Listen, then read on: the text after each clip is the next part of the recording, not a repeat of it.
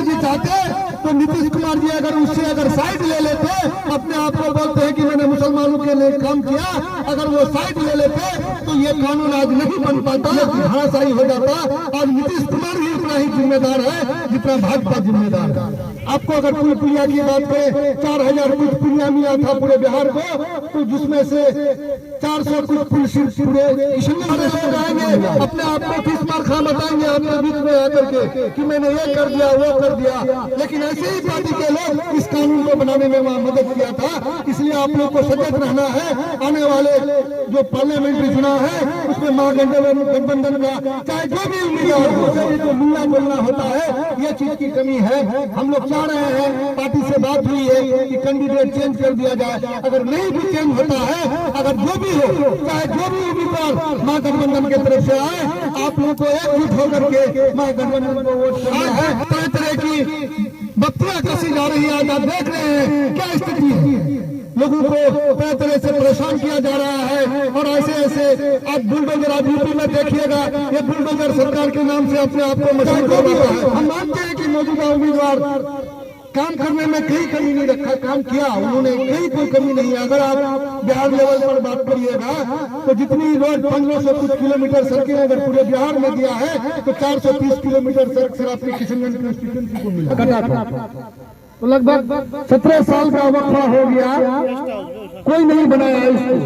लेकिन सबका एक ही डिमांड था कि सही माने में बरसात के दिनों में लोगों को इधर निकलना काफी घूम करके तब जाना पड़ता था। तो इसको हम लोग संज्ञान में लिए। यही नहीं, हमारे क्षेत्र के जितने भी 2007 के सैलाब में चाहे पुल पुलिया हो, चाहे रोड हो, कोई भी ऐसा जगह कट गया था जहाँ आवागमन बाधित था, ऐसे जगहों को संज्ञान में लेकर के विधानसभा में क्वेश्चन किया और सारा लगभग मैं समझता हूँ शायद एक मौका कहीं रह गया हो तो वो इंशाअल्लाह ये पार्लियामेंट्री इलेक्शन के बाद वो भी हो जाएगा। लेकिन सारा मुकम्मल कर दिया गया, चाहे वो कालोपीर घाट बुरमरा पुल हो, चाहे लोनावाड़ी पुल हो, चाहे बहादुरगंज से टेराघाट वाली सड़क हो, कोई ऐसा काम नहीं है जो रह गया है। मैं कई दिन पहले टेराघाट गया था एक रोड के शिलान्यास में, तो लोगों को जब मैं पूछा कि भाई आप अपनी समस्या बताओ, तो लोग अपने कहने लगे कि कोई समस्या आदमी से अंतर सबला हल करे दिए बोले विधायक। यानी आपको मालूम होगा कि मैं अपने रीजन में 139 सड़क टेराघाट, क्योंकि ये क्षेत्र भी टेराघाट में पड़ता है, आपको 139 सड़क टेराघाट में कंप्लीट करवाया।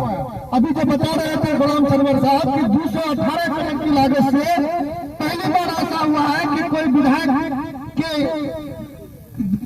क्षेत्र में 218 करोड़ का कोई योजना हुआ है, जिसको मुख्यमंत्री लेवल का आदमी या प्रधानमंत्री लेवल का आदमी आके शिलान्यास करता है। लेकिन वो मेरे क्षेत्र में 218 करोड़ की लागत से बनने जा रहा है। फिर उसका टेंडर भी हो गया था, तो एक सिस्टम है, टेंडर होता है कैंसिल होता है, तो फिर वो अभी वो टेंडर प्रक्रिया में है। 31 तक उनका टेंडर 31 दिन तक डाला जाएगा और काम भी शुरू है, क्योंकि कहीं रोड का जमीन पूरा है, कहीं कम भी है, रोड चौड़ा होने जा रहा है लगभग 10 सेकंड। दोस्तों वीडियो में आगे बढ़ने से पहले आपको हम 10 सेकंड लेना चाहेंगे। आपको बता दूं कि इस कार्यक्रम का प्रायोजक है बदर इलेक्ट्रॉनिक्स बहादुरगंज। यहां पर आपको इलेक्ट्रॉनिक्स से जुड़ी हुई हर तरीके का सामान सस्ता एवं किफायती दरों पर उत्तम गुणवत्ता के साथ मिलता है। अगर आप भी इलेक्ट्रॉनिक सामान लेना चाहते हैं तो आप एक बार बदर इलेक्ट्रॉनिक्स बहादुरगंज जरूर विजिट करें। पूरा पता है शिव मंदिर चौक, थाना रोड, बहादुरगंज।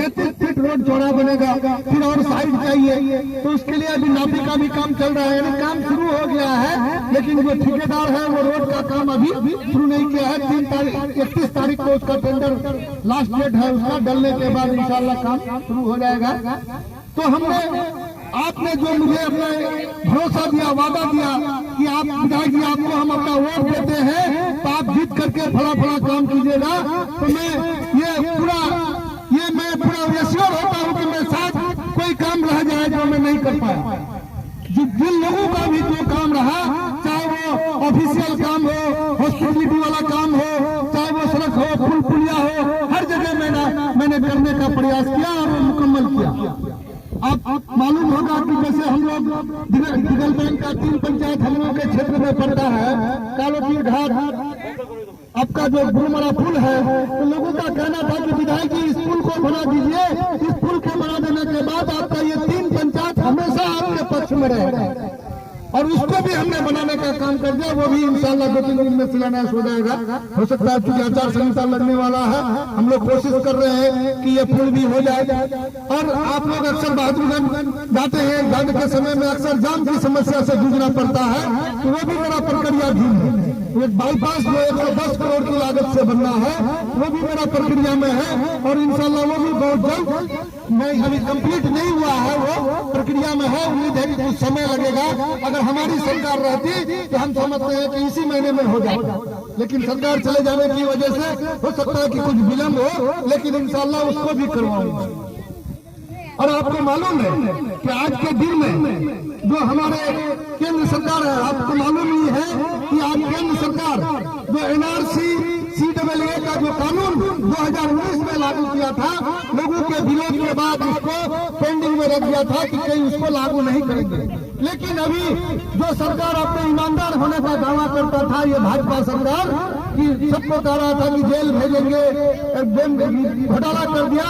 कोई घोटाला किसी का साबित नहीं कर पाया और सबसे बड़ी घोटालाबाज सरकार अगर है तो वो भाजपा सरकार है। आपको मालूम होगा कि अभी इलेक्ट्रल बॉन्ड का जो मसला अभी आया था, यानी कि चुनावी बॉन्ड, अभी जो मसला आया था, अभी सुप्रीम कोर्ट में मामला को याचिका दायर किया गया था। उसी के सुनवाई में सुप्रीम कोर्ट ने उसको निरस्त कर दिया कि ये चुनावी बॉन्ड एक तरह से धोखा है, ये घोटाला है, ये लागू नहीं होना चाहिए, उसको कैंसिल कर दिया। अभी मामला चल ही रहा था कि SBI में मामला था, स्टेट बैंक ने अपना दिया तो वो 6 जून का समय मांगा कि जून तक, 6ठा महीना तक का समय दिया जाए। मैं लोगों का नाम आपको चिन्हित करके आपको बताऊंगा, लेकिन सुप्रीम कोर्ट ने नहीं माना। सुप्रीम कोर्ट कहा कि 12 तारीख तक आपको हर हाल में चुनावी बॉन्ड को जमा करना है। एक बहुत बड़ा मुद्दा बन जाता है। तो वैसे ही वो CAA और NRC को लागू करके डिबेट के टीवी चैनलों में के डिबेट को चेंज कर दिया। यानी कि कोई CAA NRC के बारे में डिस्कस करेगा, चुनावी बॉन्ड के बारे में डिस्कस नहीं करेगा, उसका घोटाला के बारे में लोगों तक आवाज नहीं पहुंचेगी। इसीलिए वो NRC और CAA लागू करेगा। आज ये जो नीतीश कुमार की जो सरकार है, आपको मालूम होगा जब 2019 में CAA NRC जब लागू किया गया था, क्योंकि कोई भी कानून जब तक राज्यसभा में पास नहीं होता है तो वो कानून नहीं बनता है। लेकिन अगर नीतीश कुमार जी चाहते तो नीतीश कुमार जी अगर साइड ले लेते, अपने आप को बोलते हैं कि मैंने मुसलमानों के लिए काम किया, अगर वो साइड ले लेते तो ये कानून आज नहीं बन पाता, ये धराशायी हो जाता। आज नीतीश कुमार भी उतना ही जिम्मेदार है जितना भाजपा जिम्मेदार है। आज तरह तरह की बत्तियां कसी जा रही है। आज आप देख रहे हैं क्या स्थिति है, लोगों को तरह तरह से परेशान किया जा रहा है। और ऐसे आज बुलडोजर, आप यूपी में देखिएगा, ये बुलडोजर सरकार के नाम से अपने आप को मशहूर करवाता है। जहाँ कोई माइनॉरिटी की बात आती है, जहाँ कोई मुस्लिम की बात आती है, तुरंत कोई कानून नहीं, उसका घर जाके तोड़ दिया जाता है। लेकिन जब कोई हिंदू की बात आती है, वही चुप्पी साथ लिया जाता है, लोगों के कहने पर भी कुछ नहीं होता।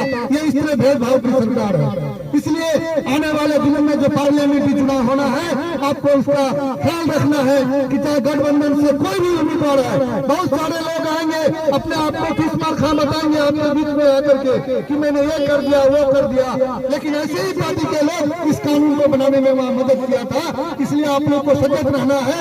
आने वाले जो पार्लियामेंट्री चुनाव है, उसमें महागठबंधन का चाहे जो भी उम्मीदवार हो, चाहे जो भी हो, हम मानते हैं कि मौजूदा उम्मीदवार काम करने में कहीं कमी नहीं रखा, काम किया उन्होंने, कहीं कोई कमी नहीं है। अगर आप बिहार लेवल पर बात करिएगा तो जितनी रोड 1500 कुछ किलोमीटर सड़कें अगर पूरे बिहार में दिया है तो 430 किलोमीटर सड़क सिर्फ आपके किशनगंज कंस्टिट्यूएंसी को मिला है। आपको अगर पुल पुलिया की बात करें, 4000 कुछ पुलिया मिला था पूरे बिहार को, तो जिसमें से 400 कुछ पुल सिर्फ पूरे किशनगंज कंस्टिट्यूएंसी को मिला है। तो आपका किशनगंज कहीं कम नहीं है। लेकिन लोगों से ये जो मिलना जुलना होता है, ये चीज की कमी है। हम लोग चाह रहे हैं, पार्टी से बात हुई है कि कैंडिडेट चेंज कर दिया जाए। अगर नहीं भी चेंज होता है, अगर जो भी हो, चाहे जो भी उम्मीदवार महागठबंधन की तरफ से आए, आप लोगों को एकजुट होकर के महागठबंधन को वोट करना है, तभी हमारी इज्जत बचेगी, अस्मिता बचेगी। आज आप देख रहे हैं कि अगर चाहे बड़ा खिलाड़ियों को, आज अगर बड़ा खिलाड़ियों को जेल से निकलने के बाद उसे भाजपा, यही भाजपा है जो कह रही थी कि ये बलात्कारियों की पार्टी है, यूपीए सरकार को बलात्कारियों की पार्टी कहता था। आज जब कोई बलात्कारी को जेल से जब रिहा करने के बाद उसे फूल माला अर्पित किया जाता है, ये स्थिति है आज केंद्र सरकार की। इसलिए हम लोगों को सचेत रहना है। और जहाँ भी आप लोगों को समस्या हो, मेरा नंबर आप लोगों के पास होगा, आप लोग बताइए, इंशाअल्लाह मैं आपकी सेवा के लिए, आपकी खिदमत के लिए हमेशा तत्पर रहता हूँ। जहाँ जरूरत पड़े आप मुझे फोन कीजिए, मैं आपका उसी फोन पर ही आपकी समस्या को समाधान करूंगा। अगर कोई बड़ा समस्या है तो आप आकर के हमसे मिल भी सकते हैं, आके मिलिए। और आपको कोई दिक्कत हो तो इंशाअल्लाह हमेशा मैं आपके प्रति तत्पर रहता हूँ। आप जब भी फोन करेंगे मैं आपका फोन का हमेशा उत्तर देने के लिए या आपका काम करने के लिए फोन पर ही तैयार रहता हूँ। इन्हीं चंद लफ्जों के साथ मैं आपसे रुखसत होता हूँ। शुक्रिया।